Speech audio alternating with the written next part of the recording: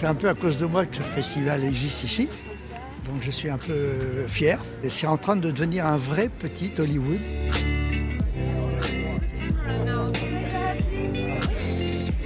On découvre un autre cinéma, on découvre de nouveaux cinéastes. Donc ouais, non, c'est chouette. C'est vraiment chouette. C'est pas dur.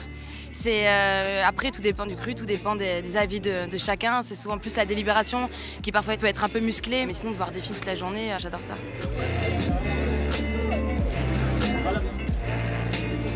Voilà, c'était un aperçu de la soirée d'hier. Bonsoir, bienvenue à Beaune, 4e jour du festival pour récompenser les meilleurs polars. Nous, on est allé voir Duel, un film franco-belge de la compétition 109, et on a demandé l'avis du public. Regardez.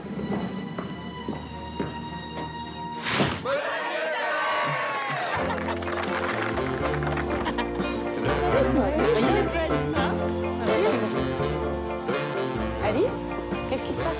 C'est en fait deux femmes qui s'aiment beaucoup, de grandes amies et en fait qui ont chacun un fils.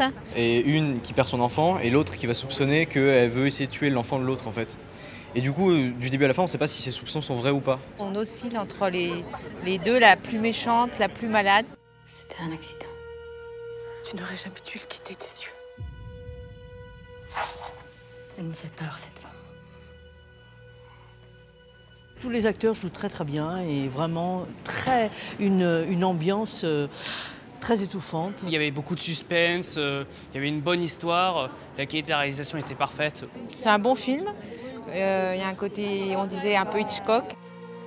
Je ne veux plus que tu utilises ce passage, d'accord? Là, c'est pas elle qui me fait peur. Tu me crois pas? Elle te manipule et tu le vois pas. Je devrais te faire enfermer.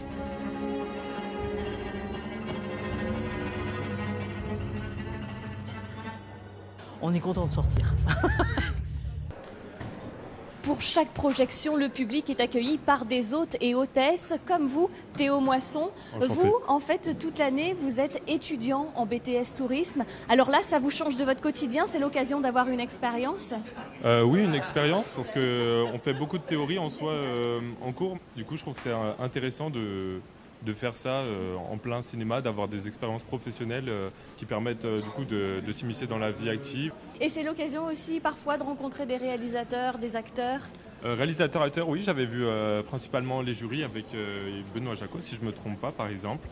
On se chargeait du coup de réserver les places pour tout ce qui est des jurys, leur mettre des bouteilles d'eau. Et voilà, on a pas mal de missions qui se passent principalement au cinéma, mais il y a aussi la rencontre avec le public, tout simplement, qui est intéressante d'avoir du coup cette relation qu'on n'a pas tous les jours dans la vie quotidienne. Merci beaucoup Théo Moisson. Merci. Et nous, on a rencontré l'acteur François Civil, qui est membre du jury. On lui a demandé ce qu'est un bon polar, quels sont les ingrédients indispensables. Bon, on a quelques cartes à vous présenter. Alors, pour c'est voir parti. si vous êtes inspiré. Je pense qu'on va claquer le touriste, évidemment. Parce que la starlette, respect à la starlette et le viticulteur, on va pas le toucher ici. Donc le touriste, voilà, qui fait la route des vins à vélo, on va le tuer dans une cave, parce que voilà, faible luminosité, sournoiserie, et avec un tire-bouchon évidemment. Ce qui me paraît pas mal, directement dans la jugulaire. Un touriste à coup de tire-bouchon, on est clairement sur une scène, c'est les frères Cohen là. Voilà, c'est un polar des frères Cohen que j'ai créé. Bon, le polar, c'est pas forcément le genre dans lequel on vous a vu le plus, en revanche. Non, c'est vrai, alors qu'en tant que spectateur, c'est peut-être un des genres que j'aime le plus. J'aime bien me laisser embarquer dans des histoires où généralement il y a des ressorts de suspense, il y a des enquêtes, enfin j'aime bien ça.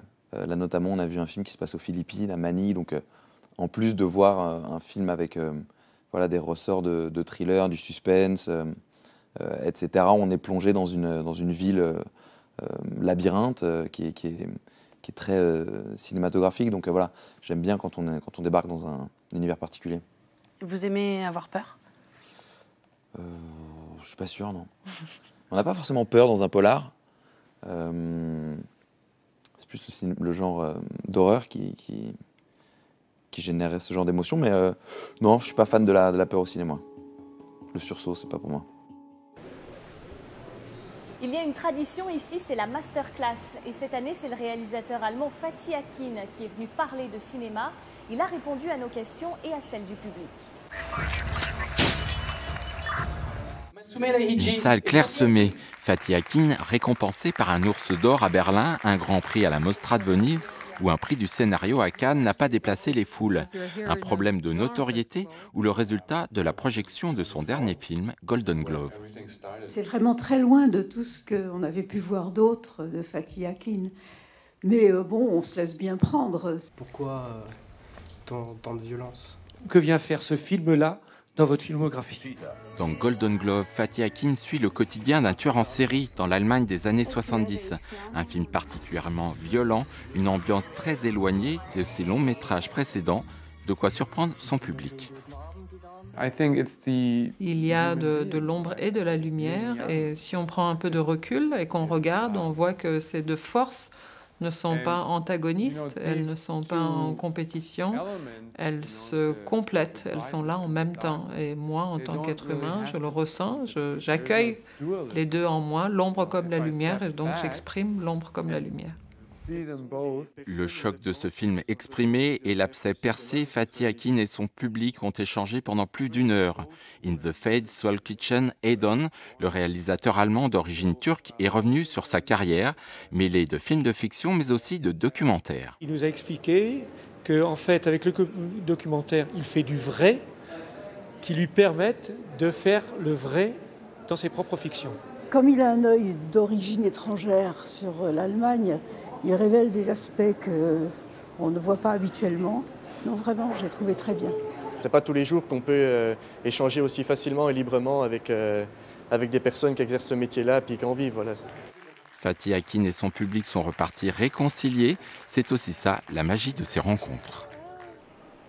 Allez, nous, on attend le palmarès. On vous en parle demain midi dans votre journal et dans quelques minutes sur Internet et sur les réseaux sociaux.